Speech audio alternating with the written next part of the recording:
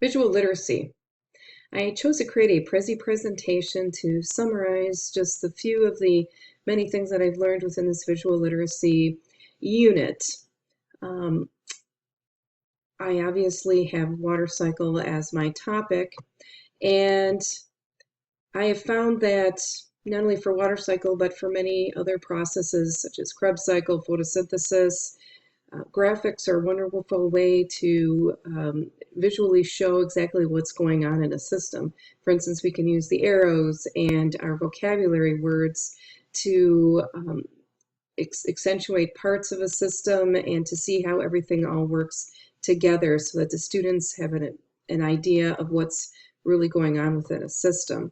We can use the vocabulary words that we're using in our charts and our diagrams and from our text and put them into a fun Wordle presentation, or even using a word wall to focus on the vocabulary throughout the unit.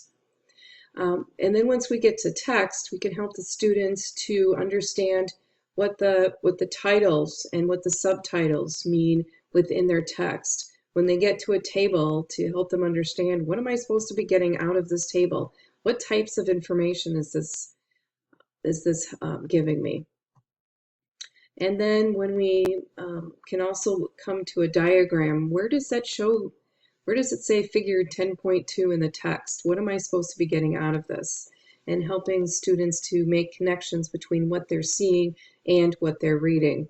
And also important to draw attention to bold, italicized words within a text as well, to show the importance of them, that's actually the vocabulary that we want them to learn, and this is where one place in which they can find this vocabulary words and how they're used.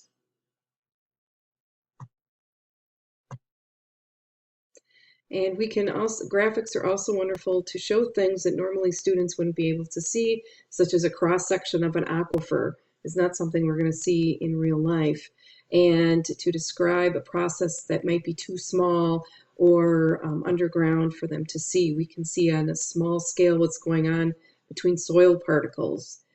And then bringing that back to our cross section again, and then going back to our text and connecting all of these so that the students have a full complement of information to help them learn the content in a unit. We can highlight on our smart boards and on our projectors important information such as definitions. And of course, then we can go to videos that we find from YouTube or other sources that can help show and explain exactly what's going on in a system. We can, for instance, in this video, we can see how water is entering the system and flowing throughout the aquifer.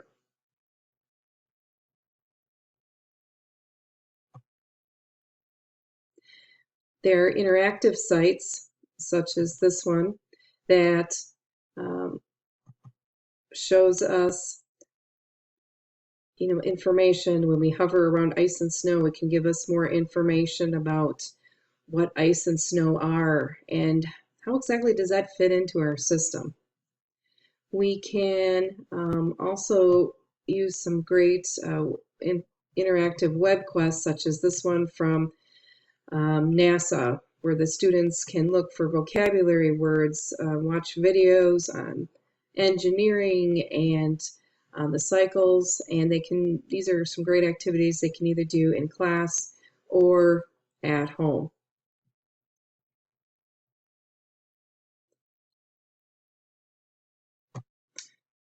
And to truly have an idea of what the students have learned and how they're going to bring all of the information in a unit together, we can have them doing lab activities in which they themselves are visually representing their knowledge in little experiment like this, where they're creating a water cycle and demonstrating the components in a bag within their classroom, or if they're creating a display such as this, where they're showing all of the vocabulary words and how all parts of the cycle fit together in one visual presentation that they can do individually or in groups as well.